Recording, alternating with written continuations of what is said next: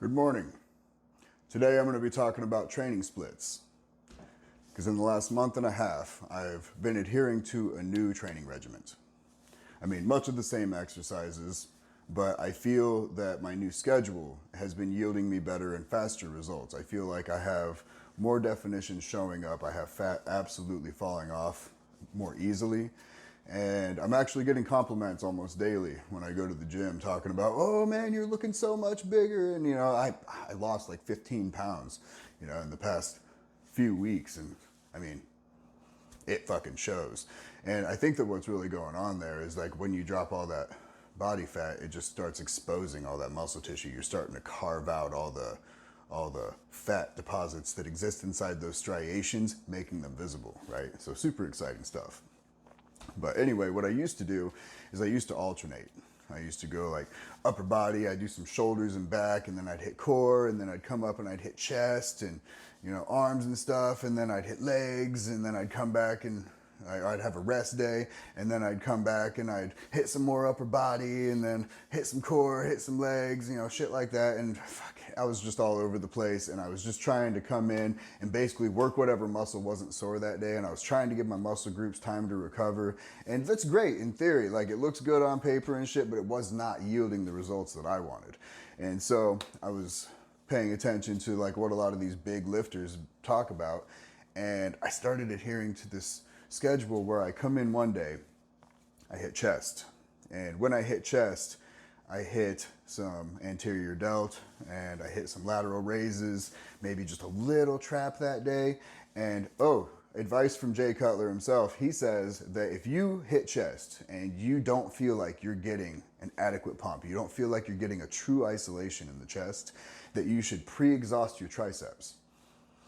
Do straight bar tricep push downs, 3 sets to failure, and then rope push downs, 3 sets to failure, then start on your chest. Because if you pre-exhaust the triceps, they're less likely to engage and take the load away from the pectoral muscles.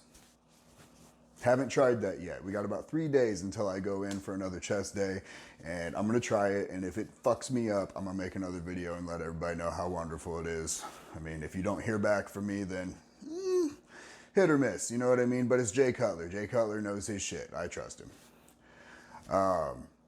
So anyway, you come in, you do chest, and then the following day you do back, right? Now the following day is arms, but if you feel after doing chest, then back, that your shoulders are tender, right? And you really don't feel like hitting arms because you don't think you're gonna come at it at 140 fucking percent like you're supposed to, then work core that day. Come in, do some leg raises on the Roman chair, do your, I work my lower back, those back extensions and shit. I work those on core day because, it wraps around your abdomen. It is literally part of your core. It's not your core abdomen, but it's the center of you. So just tie it into a core day. You know what I'm saying?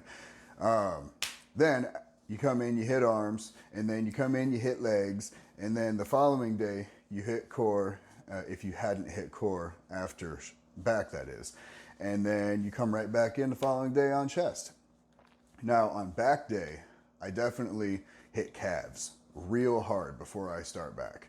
Now I know a lot of people don't really care for working upper body and lower body in the same days. I'm one of those people. I'm one of the motherfuckers that advocates against doing full body splits like that in a single fucking day. Well, I want growth in those calves, and those calves are meant to be worked often. They are rapid recovering muscles. You can tear them down all the fucking time, and it does help you see a little bit of growth and definition in those calves. Now, get your triceps in on chest day, get your calves in on back day, hit all your fucking arms on arm day, and then you come in and you tear the shit out of legs, right? And squats are awesome. Obviously, hack squat is the shit. I love the hack squat. And lots of people are so hard up on this whole like, oh no, you need free weight squats. You need those. And they're great, but you don't fucking need them. Look at Dorian Yates. I keep telling everybody this. Dorian Yates experienced a hip injury in the 80s, and he never did a free weight squat again. And he went on to win Mr. Olympia how many times? Right. Motherfucker's legs were gigantic. And I get it, you know, dude's on gear, but he knows his shit. But that has been the training split that I have been utilizing for the past month and a half. And I get daily compliments, like I said. And it's just been working out really well for me. I think that it would work really well for most people. That's why I decided to come on and share it. It was actually a combination of a video that I watched by Jay Cutler and then Sam Sulek. You know, Jay Cutler is probably one of the greatest of all times.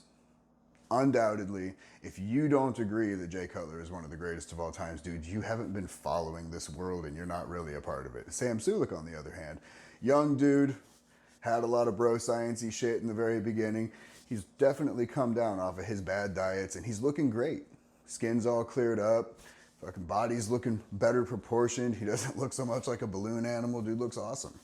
So, I mean, if shit's working for him, shit's working for Jay, I'm gonna listen to him. Because this is the kind of shit that they're in there doing, you know? And got lots of people saying, oh, well, if you're not on steroids, you can't work out like a bodybuilder, and that's a bunch of bullshit. If you can't work out like a bodybuilder without steroids, your ass doesn't even belong walking through the front door of a fucking gym, dude. But that was my update for today. I keep getting asked about my training splits. I don't really talk about my exercises so much. I've really touched base a bunch on diet and fat loss and metabolism and, you know, things like that. But it was about time I said something about the exercises that I'm doing.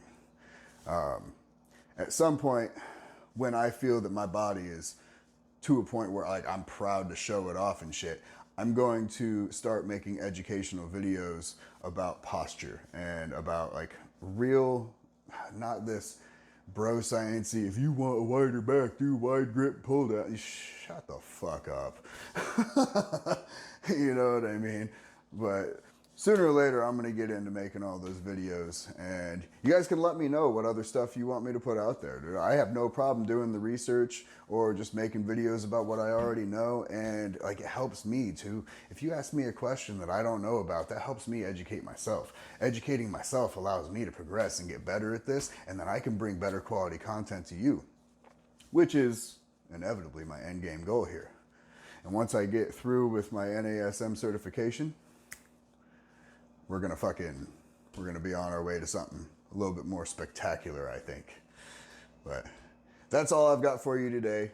Like I said, leave comments down below, like, share, and subscribe if you felt like you got any quality from this video, and I'll see you next time.